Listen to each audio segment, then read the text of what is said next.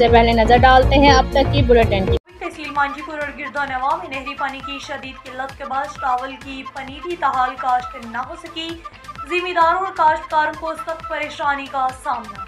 ज़राए के मुताबिक तहसील मांझीपुर और गिरदोनवा में नहर शाही व मांझोटी चाक और दीगर जिले शाखों में पानी न होने की वजह से ताहाल चावल के बीज की बवाई न हो सकी, जिसकी वजह से इलाकाई जिम्मेदार और किसान सख्त अजियत से दो चार। किसानों ने अपने बयान में मीडिया से बातचीत करते हुए कहा कि असम्बली तौर में पानी चोरी का मसला उठाया जा रहा है, मगर पानी की कमी तो अपनी जगह है, लेकिन पानी नहरों में बिल्कुल नहीं। इन्होंने कहा कि हाइब्रिड बीज की काश्त का टाइम गुजरता जा रहा है। वज़ीर आला बलोचिस्तान, चीफ सेक्रेटरी बलोचिस्तान और इरिगेशन हुकाम ने अगर पानी का फौरी मसला हल न किया तो काश्तकार सख्त एहतजाज करेंगे। इसलिए नए लाइफ बॉय में है एक्टिव सिल्वर, जो दे जरासीम से 10 गुना बेहतर हिफाजत। नया सिल्वर लाइफ बॉय, दुनिया का नंबर 1 जर्म प्रोटेक्शन सोप।